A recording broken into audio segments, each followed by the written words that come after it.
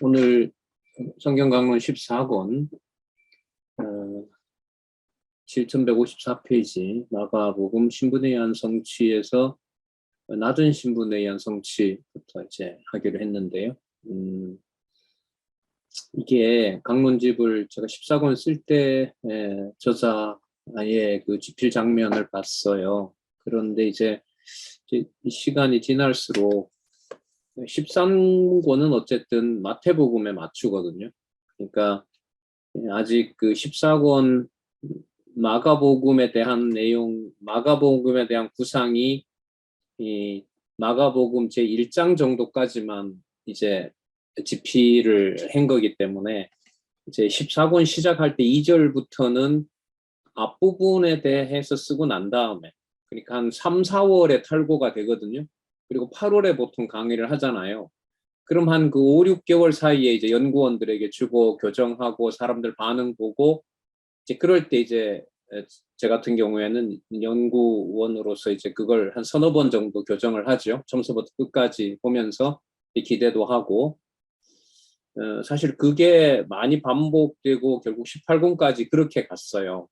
그래서 책이 나왔을 때는 저 같은 사람은 이제 빨리 그 책을 통해서 공부하고 싶고 이제 어떻게 안내를 하면 되는지가 이제 저는 잡힌 거죠. 그 한 4, 5, 6, 7 그 기간 동안 교정본 내용을 가지고 그렇게 한단 말이죠.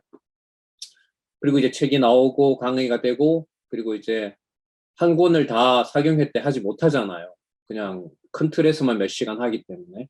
그리고 이제 돌아와서 교학교 선생님들하고 중심으로 공부를 하게 되는 거죠. 그런데 이제 세 번째 단락은 그 정도로만 보고 저도 이제 자신이 없으니까요. 그 단락의 그 성경 구절을 소개해도 어떤 부분인지 이제 구조적인 면에서도 잘 생각이 나지 않으니까 전 공부를 전체 개론 중심으로 하죠. 아, 이번에 마가복음은 지난번하고 좀 바뀌었다. 당장 여기 바뀐 게 10장 45절이잖아요. 그죠? 13권에는 어떻게 돼 있어요? 이게 11장까지인가 이렇게 돼, 그냥 10장까지인가 이렇게 되어 있을 거예요. 자, 그런데 이제 여기서 10장 45절 이렇게 이제 나눠 놓는단 말이죠. 그러면 이제 이것부터 보는 거죠. 이거 왜 10장 45절에 나눴지? 이제 이렇게. 자, 그게 이제 의도가 있는 거죠. 그리고 그 아까 말씀드린 대로 4, 5, 6, 7 그 기간 동안 이제 이 저자는 본인이 쓴 글에 대해서 본인이 보고 또 전체에 대한 어떤 이 강론집의 의의라 그래야 될까요? 그걸 이제 본인 나름대로 확인을 하시는 기간이죠. 그때 이제 연구원들이 같이 따라서 그 책을 보고 연구하고 자, 방향이 이렇게 됩니다라고 이제 그렇게 해가야 되는데 그게 점점 저로서는 갭이 생기더라고요. 저는 그 강론집 가지고 이제 8월 달에 강의가 되면 그 다음에 그 시작하기 전에 선생님들하고 이제 그 교사 세미나나 이런 걸 하기 전에 어느 정도 이제 그림이 있단 말이죠. 그리고 본문도 한 서너 번 정도 읽으면서 교정까지 했기 때문에 한 번 정도 내가 양식이 되기 위해서 읽으면 구조와 그 성경 내용에 대해서 또 이런 내용들이 이제 들어와 있는데 이게 이제 금방 받아서 이걸 강론집을 해야 될 경우에는 벌써 이게 차이가 나는 거죠. 결국은 그래서 성경 강론 18권이 마쳤을 때는 다른 연구원들하고 차이가 많이 나더라고요. 그래서 제가 그 에피소드가 하나 있는데 그 강론집 18권의 원래 강의는 연구원 두 분 제 선배들이 하기로 되어 있는데 두 분 다 고사하시더라고요. 안 한다라고 그렇게 하셨어요. 그래서 속으로 지금 말씀드린 이런 맥락에서 뭐 그분들 비난하려는 건 아닙니다. 우리가 공부해 나갈 때 뭐 꼭은 아니죠. 이제 책이 나왔기 때문에 그런 일은 생기지 않을 수 있는데 이런 일은 생기겠죠. 앞으로 이제 뭐 저를 비롯해서 누군가가 연구를 해놓았는데 같이 하는 동력자들이 그건 당신 일이야 라고 그냥 버리고 자기 일 해 가는 경우와 어떤 한 사람의 연구에 대해서 강의에 대해서 같이 고민하고 그 강의를 따라가기 위해서 같이 공부도 하고 또 같이 또 세미나도 하고 또 그런 시간을 함께 그 공부를 하고 앞서서 안내하는 사람들이 그 그룹이 그렇게 가는 것하고 각자 다 자기 좋은 대로 하는 것하고는 성경 신학을 전체적으로 전수하고 공부해 나가는 데서는 차이가 많이 난다고 보는 거죠. 그럼 그건 우리가 지금 하는 세미나와 어떤 관계가 있냐면 이렇게 안내를 해드리면 저는 또 안내해드린 대로 준비하고 어쨌든 신약도 요한계시록까지 갈 것이고 뭐 큰일이 없는 한은요. 그 창세기부터 말라기까지도 갈 거란 말이죠. 이런 방식으로. 근데 계속 이제 강의는 하는데 계속 이제 저자로 말하면 계속 책을 쓰는데 나오는 결과물에 대해서 그거는 놔두고 그냥 내일만 해요. 그러니까 그렇게 되면 이제 제가 여러분들한테 뭐 발표시킨다 이런 말들은 어떻게 보면 약간의 경각심이죠. 이렇게 수십 시간을 했는데 결국 뭘 했는지에 대한 자기가 별로 남는 게 없어요. 그래서 그래도 해야 되면 뭐 할 수가 있겠죠. 뭐 그렇게라도 해놓으면 누군가가 볼 수 있다라는 거. 글쎄요. 결국 그게 손해더라고요. 듣는 사람들에게도. 그래서 좀 이 공부 방향이라든지 이 공부를 함께 해나갈 때 같이 좀 그 적은 분량이라도 같이 본문 확인하고 또 거기에 대해서 그리고 시간들도 뭐 저도 없지만 오늘도 약간 지각했습니다만은 뭐 같이 공부하시는 분들도 마찬가지일 거예요. 이게 뭐 일반적으로 직장 생활하면서 갔다 와서 오늘만 하더라도 강의가 4개가 나오죠. 내일 또 3시간 나오죠. 또 그 원로 강의 지금 방학했습니다만 2강의가 있죠. 주일날 강의 3개가 있죠. 그럼 지방 강의 올라오죠. 그리고 각자 또 팀 공부가 있죠. 이거는요, 신학교 커리큘럼도 이렇게 많지 않습니다. 진짜 그래서 하나님 왜 이러시지? 뭐가 이렇게 급하신가? 그러니까 안 하면 좀 이렇게 편안해야 되는데 안 하면 저는 뭐 불편한 정도가 아니라 이게 좀 괴롭거든요. 내가 왜 이렇게 괴롭지? 뭔가 내가 이 사람들한테 신세를 지고 있나? 뭐 이런 막 그 갈등까지도 막 생기는 거죠. 그리고 안 하면 또 이렇게 좀 뭐 비난할까? 뭐 이거부터 시작해서 참 인간이 별 수가 없는데 그래서 이 공부를 안내하고 준비하고 이런 과정에서 따라오는 과정이 저뿐만 아니라 여러분들에게도 많은 그런 상황들이 생긴단 말이죠. 그래서 좀 같이 하기를 그렇게 이렇게 기도하고 간구하면서 또 이렇게 잔소리 아닌 잔소리를 했습니다. 자, 그래서 14권이 시작될 때 저자의 생각은 13권에서 13권까지 확증한 내용이 14권이 시작될 때 또 반영된다는 거. 예를 들면 15권 같으면은 그 요한복음 중반 정도가 시작이 되거든요. 이게 지금 요한복음 7장에서 마친단 말이죠. 그러면 15권은 요한복음 8장인데 그 8장이 새로 시작하는 면에서 새로 시작하는 책으로서 또 다른 뭔가 발전이 있습니다. 16권도 그렇고 17권도 그렇고 18권도 그렇고 그러니까 그 예를 들면 마가복음 다음에 누가복음에 미치는 영향도 있지만 누가복음은 이 책에 다 들어가 있죠.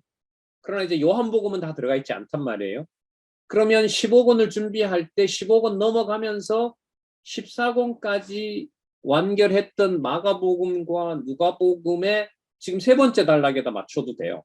그 세 번째 단락이 얼마나 중요한 것인지를 쓰는 사람도 더 많은 걸 느끼게 되죠. 그래서 여러분 제가 이 말씀을 드린 이유가 7154페이지 세 번째 단락이 대폭 늘어나 버렸어요. 맞죠? 그 설명을 지금 드리는 거예요. 그럼 이게 무슨 걸 의미하나 보세요. 이게 진짜 중요한 얘기인데 제가 좀 이따가 아니라 지금 확인해도 돼요. 마가복음 1장 1장에서부터 오늘 지각을 해가지고 많이 하려고 또 말이 자꾸 빨라지는데 이게 인간적으로는 제 성격이에요. 뭔가 10분을 여러분들이 비난할 것 같아가지고 제가 뭔가 만회를 해야 돼. 참 더러운 성격이죠. 이게 못 참는 거예요, 이런 게 이제. 그 마가복음 1장에서부터 5장을 보시면 본래의 신분에 의한 성취인데 거기 나왔어요. 그 근거 구절이 몇 개 있죠? 창세기 6장 2절, 사무엘하 7장 14절, 시편 2편에서부터 7절, 3개까지 나왔죠. 오늘 시작하는 마가복음 6장에서부터 10장 45절은 몇 개가 나와 있어요? 하나, 창세기 3장 10절, 창세기 9장 21절, 창세기 12장 15절, 출애굽기 1장에서부터 1장 1절에서부터 14절, 신명기 28장, 역대하 36장 17절에서부터 21절, 그리고 시편 22편 6절, 69편 19절, 109편 25절, 그다음 이사야 49장 7절, 이사야 53장 3절, 11개가 나왔죠. 여러분, 적은 거는 중요하지가 않고 많은 것만 중요할까요? 아니에요. 이렇게 보시면 돼요. 세계 근거가 확증이 되면서 그 확증을 성경을 성경에서 해석해야만 된다는 것을 마가복음을 하면서 구약을 더 많이 가져오는 거예요. 그러면 이게 점점 많아진다라는 말은 나중에 뭐가 되느냐?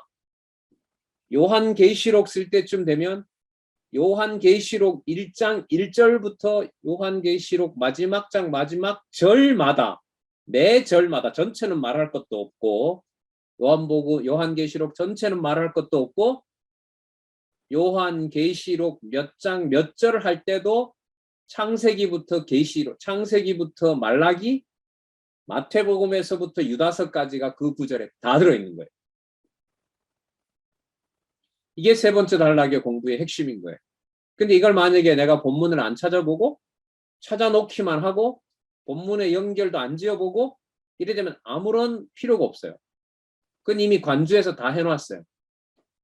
남이 찾아놓은 걸 내가 시간을 줄여서 따라가는 게 중요하잖아요.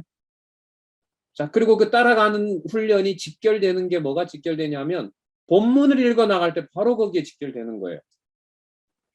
이게 얼마나 무거운 이 덩어리인가 보세요. 아까 말씀드린 대로 요한계시록 1장 1절부터 창세기부터 말라기까지를 다 담고 또 마태복음부터 요한계시록을 다 담은 상태에서 그 요한계시록 1장 1절을 떠받치고 있는 거예요.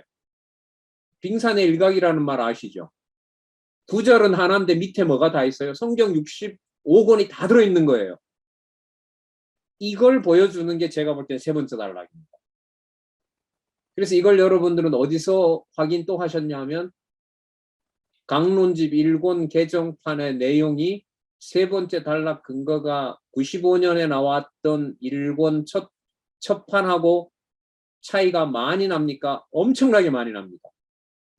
거기에 바로 이 세 번째 단락 공부의 의미가 있는 겁니다. 그래 되면 결국 어떻게 될까요? 어느 부분 1장 1절을 읽더라도 모든 부분의 성경 내용이 다 바탕이 되는 거예요. 여러분, 이런 후배들이 자라게 된다고 상상을 해보세요. 어느 한 구절을 읽는데 성경 모든 구절을 얘가 다 봐. 그러면 계속 한 구절을 강의하면서 뭘 보게 되죠? 언약과 성취 섭리도를 다 보고 있는 거예요. 근데 여러분, 이걸 지금 몇 년 동안 보고 오셨냐 하면 강론집 기록 완성되는 이 18년 동안, 그리고 말씀운동 1979년 아니면 장안중앙교회 같은 경우에는 1977년 설립부터 시작해서 지금까지, 그럼 몇 년이 되는 거지? 45년? 맞죠? 장안중앙교회 45년. 광약교회에서 오신 분들도 그 처음에 장안중앙교회 계시다가 간 분도 있고 하지만 뭐 횟수는 그렇게 중요하지 않아요. 어쨌든 저도 뭐 다 45년 다는 모르니까요. 어쨌든 기록으로 봤을 때는 여러분들과 저는 뭐 35년 이상, 여러분들은 뭐 30년 또 40년 된 분도 있겠지만은 그런 방식으로 한 절을 읽으면서 성경 전체를 여호와 하나님 살아계신 증거로 보는 강의를 들어오신 거예요. 누굴 통해서요? 이 강론의 저자를 통해서. 그게 강론으로는 되어 있었고 테이프로는 되어 있었고 비디오 테이프로 되어 있었고 결과적으로는 총서가 완결됨으로써. 그래서 대표적인 예가 그거라고 말씀드렸잖아요. 개론 구조면에서는 율제언인데 율법과 제그리 원인데 구절이 성경 전체와 관련된다는 것은 무엇인가라고 말씀드렸잖아요. 그걸 우리가 성경신학 총론이라고 하는 거예요. 그러면 여러분, 이게 어떤 사고에 영향을 줄까요? 매 구절이 다 여호와 계시라고 한다면은요, 그렇게 따라간다면은 교회의 모든 각 성도들의 개인의 삶을 개인의 눈으로 볼까요? 하나님의 계시 관점에서 볼 수 있도록 길이 열릴까요? 후자인 거예요. 그래서 나이 60, 70, 저도 아직 60은 안 됐는데 60, 70대에서 교회 나갔는데 사람 주어가 생긴다 하면 저 자살할 것 같아요. 이렇게 수천 시간을 강의를 한 상태에서도 자꾸 사람이 보이고 사람 얘기를 앞세우고 그게 인간적인 스트레스를 받고 그래서 지금 이렇게 안내는 드리는데 한편으로 보면 참 되게 두려워요. 아직도 저렇게 해서 저 사람 왜 공부를 안 하지? 저 사람은 참 강의를 했는데 잘 따라온다. 이 전부 사람 평가거든요. 이 말하면 좀 글 좀 쓰면 될 텐데 참 진짜 안 쓰네. 이거 왜 내 혼자만 해야 되지? 뭔가 얘기하기 왜 이렇게 이 사람은 이렇게 부담스러워? 이 전부 누구 중심이에요? 이 내 중심인 거예요. 이게. 그러니까 전체 강의는 할 때 지금 이렇게 마치 뭘 많이 아는 것처럼 모든 구절에 여호와 계시라고 해놓고 성도들 만나서는 전부 누구 기준대로 말하고 평가해요. 이걸 앞으로 남아있는 뭐 100살까지 제가 살지 안 살지 모르는데 그런 패턴이 똑같이 40년, 50년 간다? 그건 저주지. 저주 아래서도 열왕기 오늘 많이 나오는데 저주 아래서도 하나님 계시는 하시더라고요. 엘리야도 보내고 엘리사도 보내는 거죠. 네. 자, 그래서 여러분 성경 한 구절 보고 그걸 여호와 계시로 보는 것과 이스라엘에게도 허락하지 않았던 주의 몸된 교회를 진리의 반석으로 이 세상에서 세워주는 모든 행위와 사건들을 하나님 계시 관점에서 볼 수 있도록 열어주는 사건. 이 사건이 24권 시작하면서 세 번째 단락에 나타난 여기에서 대거로 들어오고 있다. 대거로 들어오고 있다. 아마 이제까지 보신 근거 중에서 가장 많을 거예요. 맞죠? 그러면 이게 많아진다라는 말은 아까 말씀드렸죠. 한 구절 보면서 그 저자한테 저도 그 여쭤봤죠. 왜 여기서 이 구절입니까? 이 구절 쓰면 안 됩니까? 했을 때 이제 딱 그 모든 다른 걸 놓으시고 제 얼굴이래 보면서 그때 박 강사님 그 제가 원하는 게 뭔지 아세요? 그러니까 마음은 뭔데요? 모든 걸 쓸 때 모든 것 밑에다가 성경 전부 다를 쓰고 싶다는 거예요. 그럼 그게 이제는 무슨 말인지 이해되시죠? 그러면 그게 본인의 지식을 자랑하는 걸까요? 그렇게 안 하면 성경 권위가 확증이 안 된다는 말일까요? 후자인 거예요. 그래서 지금 성경 권위라는 말이 말씀 운동에서 강론집 세 번째 단락 공부하고 잡다 있는 거예요. 더 물릴 수도 없어요. 안 읽었는데 어떻게 확인이 되고 전체를 모르는데 어떻게 부분을 볼 것이고 신약을 보는데 구약이 왜 다 안 들어오면 어떻게 되고 구약을 보는데 신약이 모르면 어떻게 되냐는 거죠. 그러니까 매번 세 번째 단락을 공부한다는 것은 두 번째 단락과 그 밑에 단락 본문으로 갈수록 여호와 계시 두 번째 단락으로 갈수록 창세전 여호와의 존재 이게 같이 여러분들과 제 머릿속에서 돌아가는 거예요. 자, 그럼 한번 볼게요. 일단은 뭐 내용은 창세기 누가 마가복음 1장 1장에서부터 5장 본래의 신분은 얘기했기 때문에 일단 지나가고요. 하나만 말씀드릴게요. 전부 다 하나님께서 아들을 낳으셨다는 거죠. 내가 아들로 칭하겠다는 것이 솔로몬과 그 다음에 다윗에게 보여줬다는 거죠. 자, 다윗에게 보여줬다는 겁니다. 자, 내가 낳았다. 그러니까 누구 아들이다? 내 아들이다. 아들은 내 아들이다. 그 이제 마태복음과 관련시키면 그리스도임으로 하나님의 아들 이렇게 되는 거죠. 자, 그리고 한번 보겠습니다. 자, 내 아들이니까 내 말을 들어야 된다. 내 말을 듣는다는 건 3대 언약 들어와야겠죠? 3대 언약을 내 정한 대로 그대로 이루는 아들이어야 된다. 그 아들이 될 수 있는 근거는 마태복음에서 삼직을 통해서 확보했다. 그러니까 이게 뭐가 다 들어와야 되겠어요? 낮은 신분에 가면 그리스도의 삼직이 다 들어와야겠죠. 들어와야 되는 거예요. 자, 어쨌든 그게 다 바탕이 되고 있는 겁니다. 글쎄요. 여러분 우리가 기억이 다 안 나도 돼요. 왜? 기억하게 하는 주체가 누구니까? 성령이시니까. 이 정도 말 속에서 여러분들과 저에게 어떤 바탕을 놓게 하실지는 저도 모르잖아요. 그러나 주신 말씀으로 여러분들과 소통하고 성경에 충실할 때는 어떤 내용 안에 우리가 있는지를 확인하는 거죠. 그리고 각자 하나님께서 깨닫게 하실 것이고요. 자, 그럼 보겠습니다. 먼저 창세기 3장 10절. 이르되 내가 동산에서 하나님의 소리를 듣고 내가 벗었으므로 두려워하여 숨었나이다. 이게 어떻게 이런 걸 근거로 잡죠? 그 여러분 아담이 하나님 무서워서 숨은 게 그리스도 계십니까? 그럼 이걸 여러분 이게 얼마나 충격적인 근거냐 하면 그 강론집에 나오죠. 구약의 언약을 성취하러 오신 그리스도이심을 낮은 신분에 의해 성취함으로 증거하신다.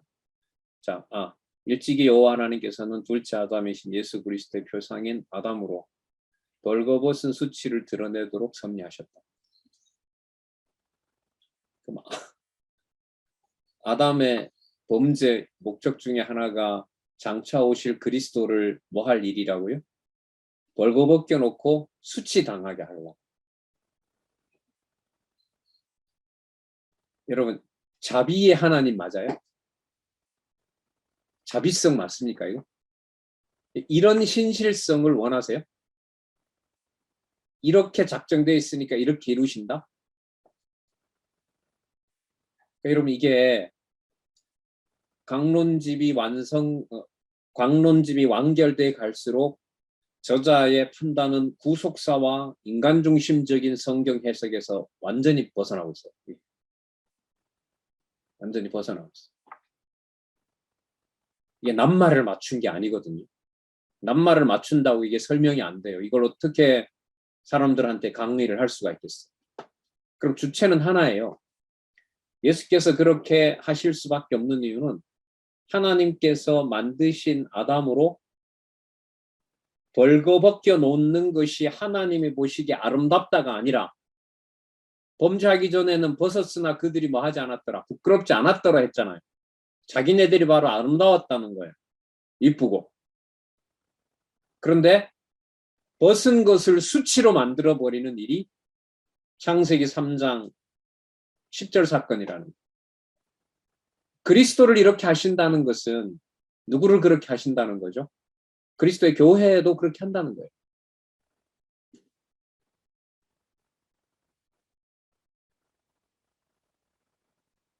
앞부분에 나왔었잖아요. 그는 하나님한테 범죄해서 매를 맞아서 저렇게 얻어 터지고 있다. 그런 비난을 받는다는 거죠. 시편 3편에서부터 89편까지의 제목이 뭐냐 하면 성취기원 광구시죠. 그 한 몸을 어디에다 맡겨요? 대적에게 맡겨버려요. 그냥 맡겨버립니다. 그리고 여호와는 기억이 났는데 여호와는 안 보여요. 이게 내 꼴을 보니까 이건 완전 버린 모습이지. 여기서 하나님의 신실성을 찾을 수는 없어요. 성전에 가서 속죄라도 받으려고 보니 성전을 태워버려요. 이게 여러분 시편 3편부터 89편 구조거든요. 그러니까 하나님께서 인간적으로 말하면 경락할 일 속에다가 두는 거죠. 그리고 칼과 기근과 연병이 택한 언약 자손을 멸망시키고 회복시키는 과정이라는 거 우리 알고 계시죠? 패망과 회복 구조 알고 계시잖아요. 그게 그리스도 예표란 말이죠. 근데 그걸 지금 여기에 오면 어디에서부터 얘기를 해버려요? 내가 이쁘게도 만들어 놓았고 내가 볼 때 아름답지만 그게 동시에 뭐가 된다? 수치가 되도록 내가 해버린다는 거죠. 그런데 수치를 당하게 했는데 아담은 벌벌 떨고 무서워해요. 그러나 오실 아들은 메시아로 올 아들은 그렇게 벗겨놓은 수치스러운 모습에 대해서 불만을 갖지 않아요. 그게 무슨 모습이에요? 낮은 신분이에요. 똑같이 두려워하고 아담처럼 수치심을 느낀다면 육의 몸을 입고 온 그분의 그리스도의 보혈이라는 것이 의미가 없죠. 그래서 이게 계시 사건인 거예요. 이 말씀을 읽고 누군가에게 이렇게 교훈을 할 수가 없어요. 뭐라고 교훈할 건데요? 내가 할 수 있는 건 교훈하면 돼요. 너 왜 그러냐? 이런 건 이렇게 해야지. 그건 할 수 있죠. 왜? 그건 상대적이지만 내가 할 수 있는 거니까. 그런데 지금 성경은 근본적으로 내가 뭔가를 할 수 있으니까 뭔가를 요구하고 판단하고 명령할 수 있다는 걸 낮은 신분에 오면 완전히 차단해 버려요. 그래서 제가 말씀 많이 드렸죠. 낮은 신분은 따라가도록 인도하는 모범이 아니라 하나님의 능력입니다. 낮아지는 것은 능력입니다. 이런 말씀을 드렸죠. 그래서 그때 자기 몸을 불사름에 내어줘도 하나님의 사랑이 함께하지 않으면 아무것도 아니라는 거죠. 그러니까 하나님이 받으실 만한 것인지 아닌지는 하나님만 하세요. 그런데 그걸 그리스도만 할 수 있다는 걸 보여주신 거예요. 이게 3장 10절서부터 충격적으로 좀 들어오고 있는 겁니다. 이게. 자, 그 다음 창세기 9장 21절 노아가 벌거벗겨서 수치당한 거. 자, 이거는 뭐 이거 노아가 실수한 거예요. 이거 아들들이 술 먹여서 일부러 수치를 준 거예요. 하나님이 하신 거죠. 노아에게. 네. 그런데 이게 재밌는 게 노아는 수치당했는데 일어나가지고 아들들의 그 복을 주고 저주를 내려요. 저는 이게 이해가 안 되더라고요. 아버지가 실수했고 어쨌든 아버지 그런 모습이 좀 그렇다고 하니까 형제들이 가서 덮어줬으니까 세 사람 데려다 놓고 아버지가 그 방주 때 죽은 수많은 사람들 생각이 나서 좀 너무 괴로웠고 그래도 이 포도주 기술을 줘서 내가 이렇게 해서 그냥 내가 마셨는데 내가 좀 변명이죠. 괴롭기도 했는데 기억이 잘 안 난다. 미안하다. 이렇게 해 나와야 되거든요, 이게. 그런데 와서 그냥 그 세 명이 앞으로 어떻게 할 것인지를 전부 다 그냥 지배와 종속 관계로 다 저주를 해버리고 복을 주고 뭐 이렇게 해버리시잖아요. 예. 이게 그러니까 어떤 사람의 그 어떤 상식 수준으로 이게 접근할 수가 없는 거라는 거죠. 자, 하나님이 그렇게 하셨다는 거고요. 그리고 열조 중에 아브라함이 잘 아시죠? 아브라함으로 하여금 아내를 빼앗기는 그 사건 아시죠? 바로와 아비멜렉에게. 그러니까 무슨 뜻이냐면 지난밤까지 같이 한 몸으로 누웠던 부인이 그 다음날 왕에게 가서 왕하고 그냥 한 몸이 돼버리는 일을 겪게 하는 거죠. 누가 그렇게 하시나요? 하나님이 그렇게 하시잖아요. 그러니까 이게 낮은 신분에 오면 이거는 이게 교훈과 도덕적 측면에서 이거는 할 수가 없어요. 설명이 안 되는 겁니다. 여호와 계시라는 이 관점, 여호와께서 이 방법으로 당신 살아계신 증거를 누구를 통해서 자기 아들을 통해서 확정하신다는 거 이것만 선명합니다. 자, 그 다음 출애굽기 1장 1절에서부터 14절. 자, 그 구조로 보면 이게 자손의 생육과 도전에 나오는데요. 바로가 자손을 확대하는 내용 중에 나옵니다. 그 1장 1절부터 7절까지 보면 애굽에 거주한 자손이 생육이 중다하여 강대함. 그 다음에 8절에서부터 14절 애굽의 새 왕이 일어나 이스라엘 자손을 학대하는 거죠. 이건 이제 규모가 커죠. 학대 속에서는 뭐 데려다가 갖다 죽여도 되는 거니까요. 자, 이렇게 언약 자손들이 뭐 당하도록 했다? 학대받도록 했다. 낮아지도록 했다. 이 모든 게 장차 그리스도가 낮은 신분으로 오셔서 성취하실 내용들이죠. 근데 중요한 게 이분이 그리스도이시기 때문에 이 모든 걸 다 겪으실 때 아버지 앞에 왜 이럽니까? 라고 본성에서부터 거부감이 들면 될까요? 안 될까요? 안 되는 거예요. 그러니까 이제 구약의 이런 내용들을 보고 우리가 이렇게 말할 수 있죠. 이 상황이 됐는데 어떻게 불만을 안 해? 이게 우리가 할 수 있는 얘기인 거죠. 아무리 교회도 교회지만 사람 사는 데인데 이런 것 좀 말해도 되는 거 아니야? 지금 이거거든요. 구약 상황은. 근데 마가복음으로 오면 그리스도가 머리 되시기 위해 그리스도가 머리이심을 확증하기 위해서 그리스도가 아버지가 원하는 언약 자손은 어떤 경우인가를 모든 이러한 수치 속에서 누가 정하신 뜻대로 하시는 분이다. 누가 정하신 뜻대로 되는 일이다. 아버지가 정하신 대로 되는 일이다라는 걸 확증하신다는 거죠. 그리스도. 그래서 마가복음 구조가 아버지 아들이 맞아? 맞지. 아버지 아들이니까 내가 너희들이 해주는 그런 배척이 아버지가 하는 거기 때문에 내가 받을 수 없는 거야. 그리고 반드시 죽어야 된다. 나는 벌거벗겨서 수치스럽게 나는 죽어야 돼. 그게 구약의 약속한 바다. 엘리야와 모세가 나타나잖아요. 엘리야와 모세가 나타나서 그가 말한 것을 들을지어다.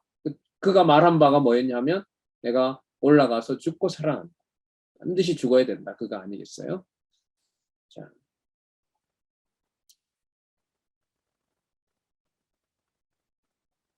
그 다음 신명기 28장.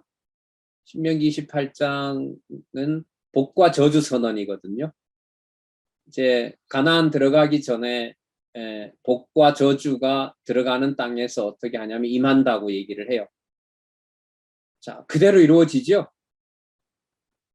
그 레위기 26장에는 신명기에도 그 약속은 있죠. 그 자녀의 살점이 입으로 들어간다는 게 레위기 26장에도 나오고 아마 레위기도 나올 거예요. 여호수아에서도 나오는가 그렇고요. 어쨌든 열왕기에 가면 이제 그 일이 실제로 북이스라엘에서부터 일어나잖아요. 그 여러분 잘 아시는 구절 있잖아요. 그 아스왕인가요? 내가 아무것도 할 줄 모르겠고 오직 여호와만 바라보나이다라는 그 배경이 뭐죠? 자녀 고기가 입으로 들어가는 상황에서 나온 얘기예요. 그게. 그러니까 여러분 이거는 개인은 개인대로 수치를 당하는데 그 정도까지 칼과 기근까지 줘서 그 정도까지 몰아가는 상황에서 사람으로 견딜 수가 있고 사람의 능력으로 견딜 수가 있고 그걸 해석할 수가 있고 그건 불가능한 일이죠. 그게 어떻게 가능해? 그게 가능한 경우가 바로 낮은 신분에 의한 성취로 오신 그리스도의 낮은 신분이에요. 그래서 제가 강의하면서도 말씀드렸는데 복음서 예수에 의한 성취 중에 낮은 신분에 의한 성취가 변곡점이에요. 제가 볼 때 무슨 변곡적이냐면 지상의 그리스도의 교회를 일체 무슨 일이 벌어지더라도 사람의 뜻대 사람을 주어로 평가할 수 없다는 선언이 제가 봤을 때는 낮은 선언이에요.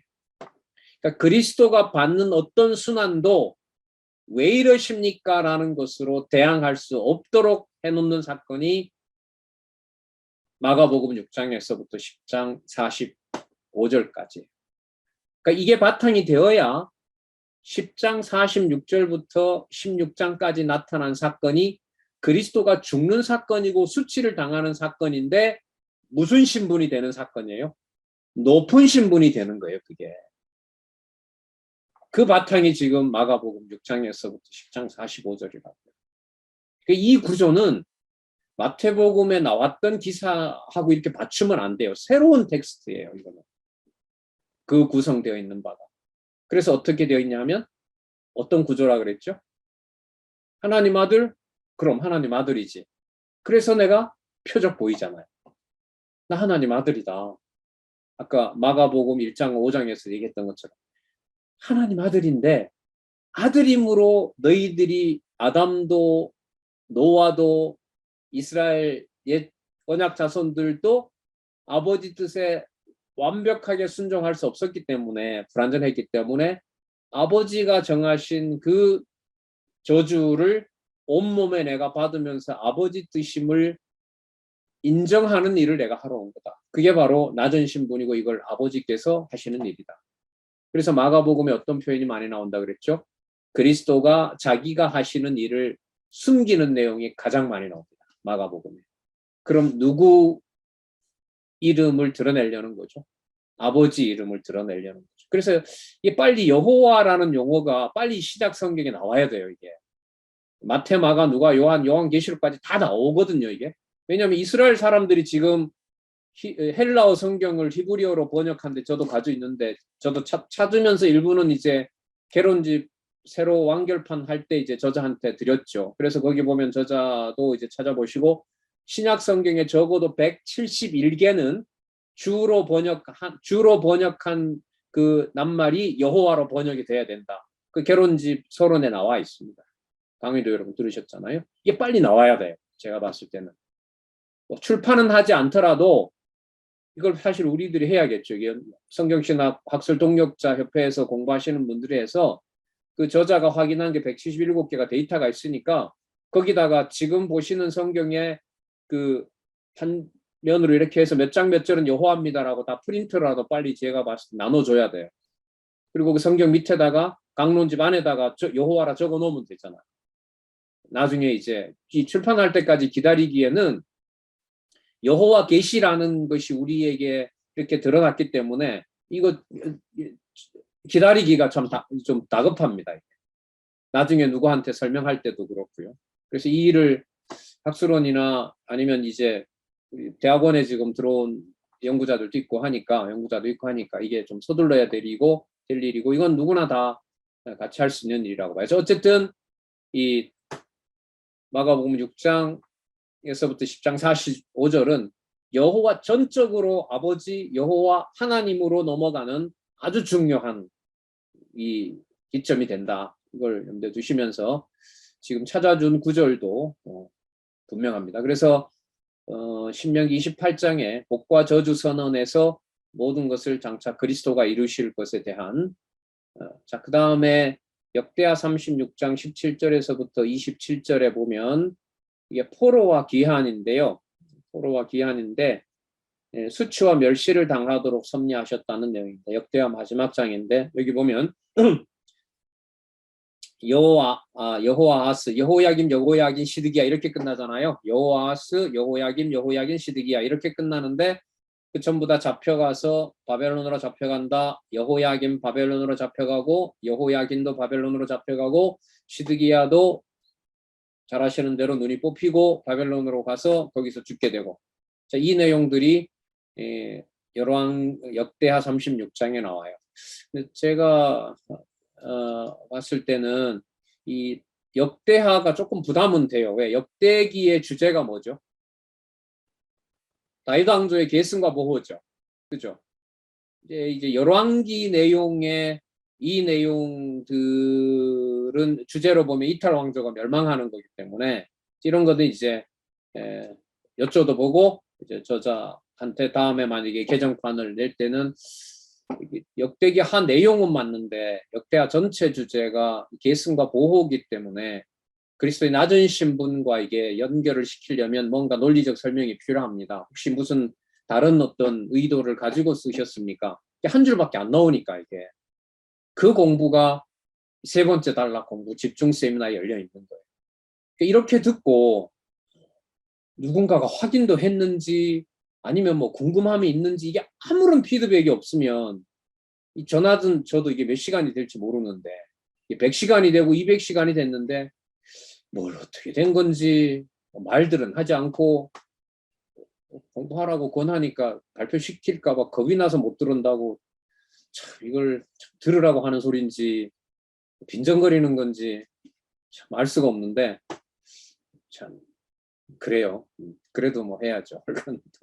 자, 여기에 그러니까 이 지금 역대하 36장에 나타난 이런 내용들이 이제 공부하고 확인할 사안들인 거죠.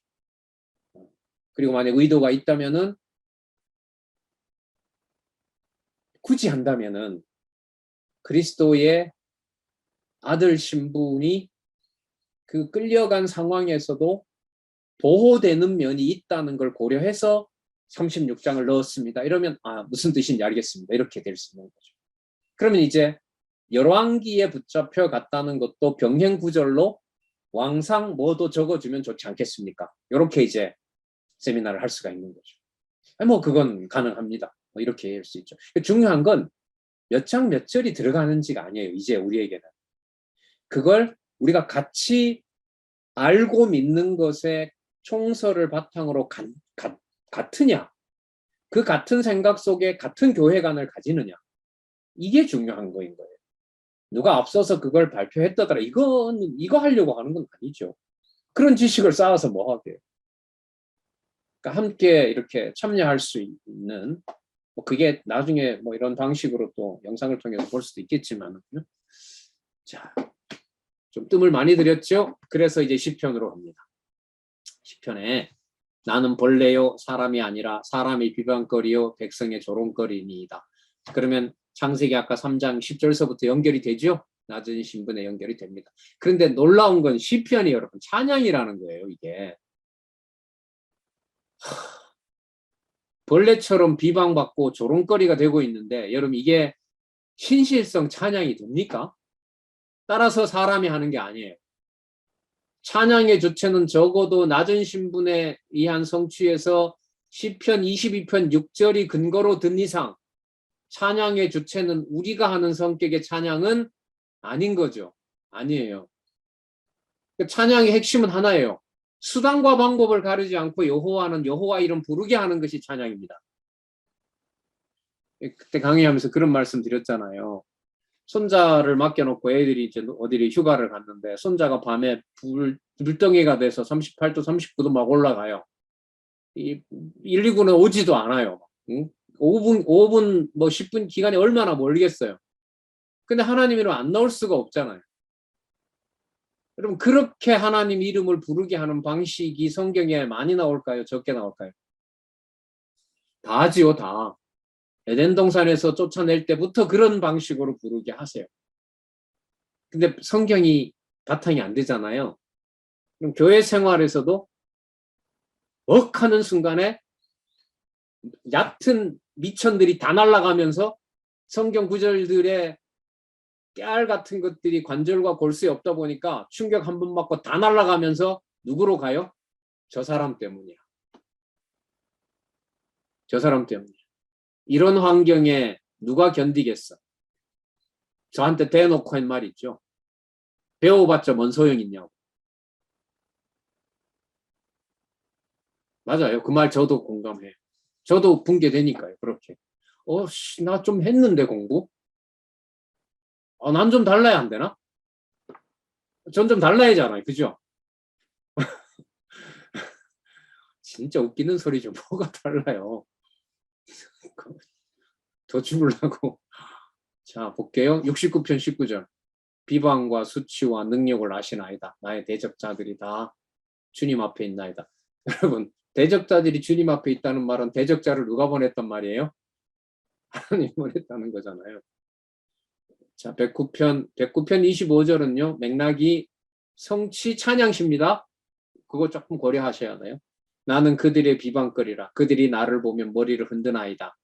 109편을 구조를 가지고 와서 설명한다면 그리스도가 수치를 당하면서 아버지의 이름을 놓았다, 안 놓았다, 안 놓았다.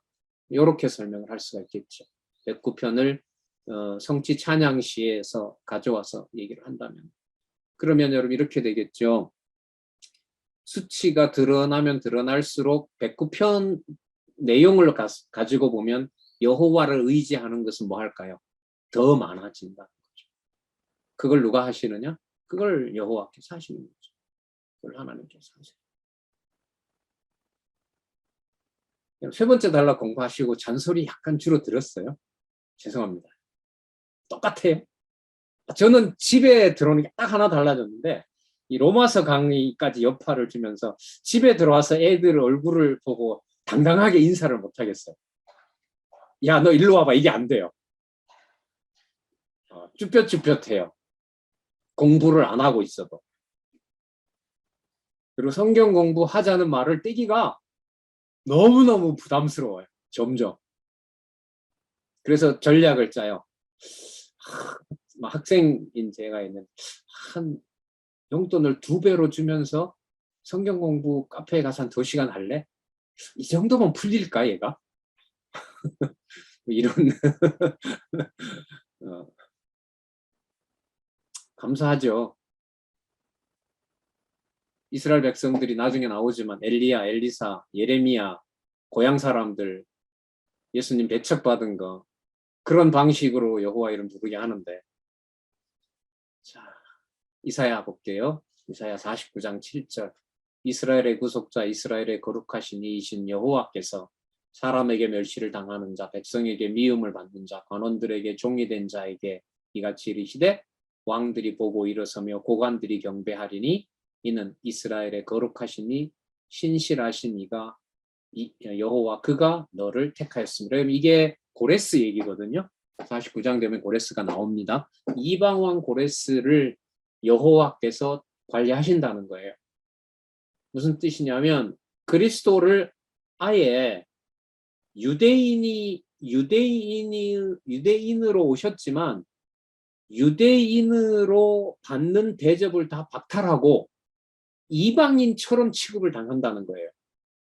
그런데 취급하는데 그 당하는 이방인처럼 취급당하는데 어떤 불만도 토로하지 않고 이스라엘의 거룩하신 여호와만 바라보게 한다는 거예요.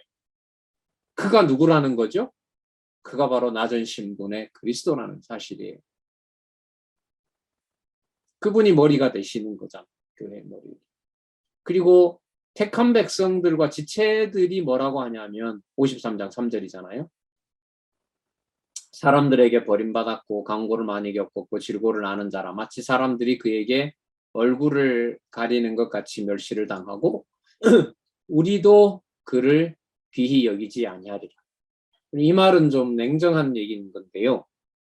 하나님의 성도가 하나님의 교회를 귀하게 안 여겨야 돼요. 누구 능력으로는? 내 능력으로는. 그래서 교회에서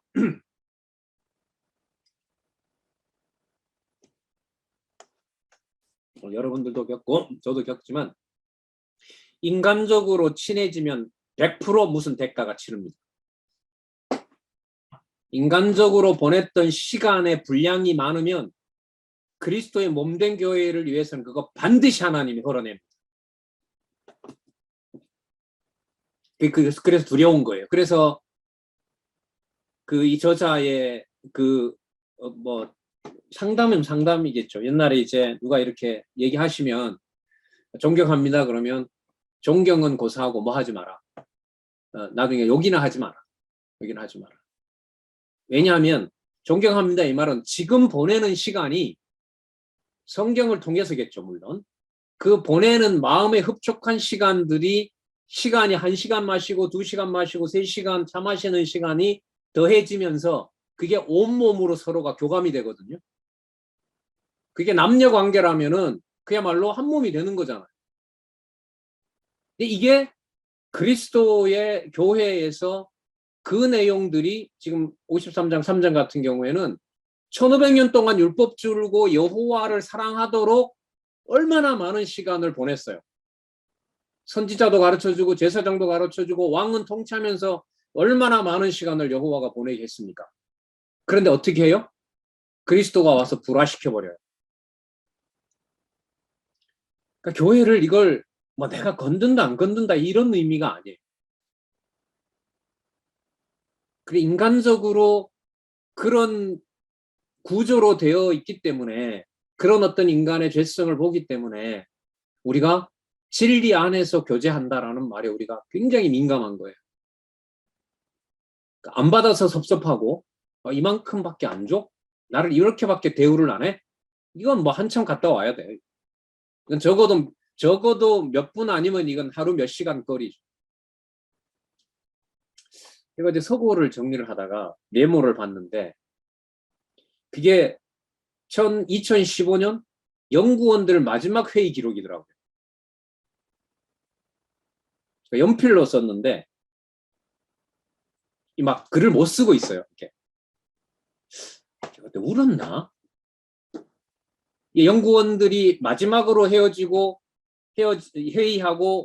2016년부터 연구원 회의에 저자가 안 나오고 이제 3명만 이제 연구원으로 회의하고, 저는 무슨 회의할 때 이제 원로 모시자 그러고, 이제 다른 두 선배는 필요 없다고, 우리가 하면 되지 뭐 하러 하느냐.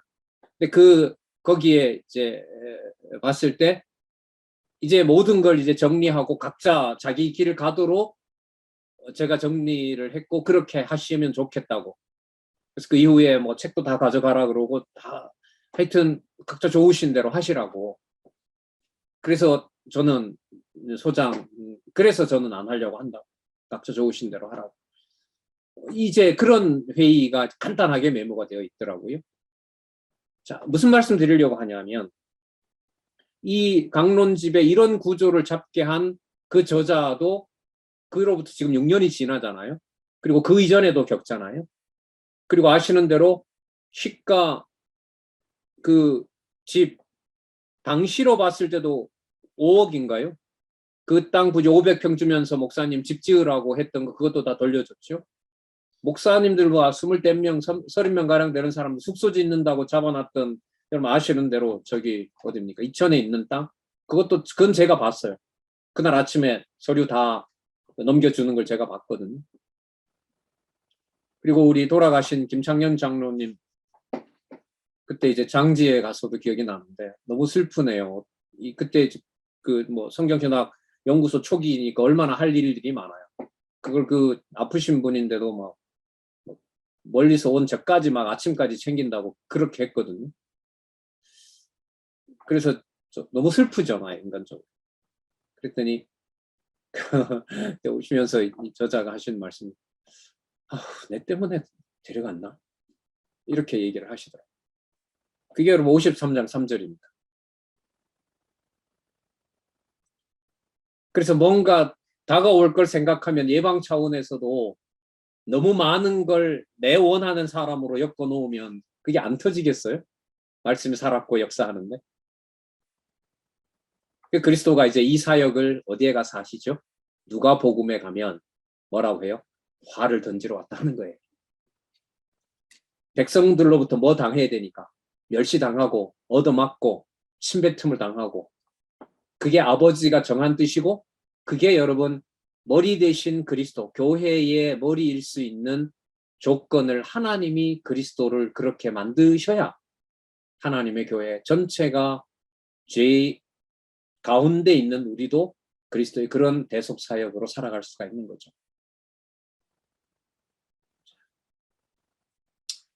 예, 여기 보시면은 아까 창세기 3장 10절, 창세기 9장 21절. 자, 이 모든 게 낮은 신분에 의한 성취로 설명해 가는데 전부 다 어쨌든 연결이 되죠. 연결될 수 있는 건 여러분들과 제가 구조 공부를 어느 정도 했기 때문에 그래요. 그리고 요즘 본문을 볼 때 여호와 계시록 볼 수 있기 때문에 이렇게 한 게, 이렇게 소개를 많이 해준 게 반복이 되면 아까 뭐라 그랬죠? 빙산의 일가. 한 구절 보면서 뭐가 다 들어온다고요? 내가 들여놓는 걸까요? 성령께서 그걸 바탕에 놓아주실까요? 성령께서 그렇게 하시는 겁니다. 그게 여러분 교회론이에요. 네, 교회론. 참 이 세 번째 단락에 대한 세미나 하면서 그냥 뭐 입을 딱딱 벌리는 순간에 저 역시도 한두 번은 아니에요. 그래서 발표 안 시킬 테니까 주위에 있는 분들 들어보시라 그러고 들으시라 하세요. 제가 한 번은 저 혼자 할게, 그냥. 한 번은 할게요. 여러분 하시고 싶은 분을 제가 말리진 않습니다. 2학기부터 9월달부터 이거는 제가 한번 해볼게요. 그거는 있지만은 제가 지목하거나 뭐 이렇게 하지는 않으니까.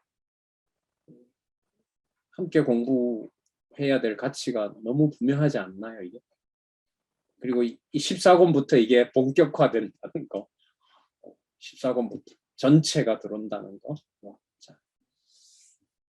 그러면 14권 도움받아서 우리는 앞으로 뭐 2권 복원, 3권 복원 상관없겠죠. 그럼 그렇게 봐나가면 또 거기에 이런 방식으로 공부를 해갈 수 있겠죠. 아이고, 55분 했네요. 11시 20분에 이 구절들이 그 다음에 거의 다 나와요. 다시 반복이 돼요. 그렇기 때문에 이 부분 설명이 아마 논리 다음에 나오는 건 주제에 맞게 논리적 연결만 해가면은 아마 적어도 10장 45절까지는 갈 수 있지 않겠나 싶어요. 예, 우리 11시 20분에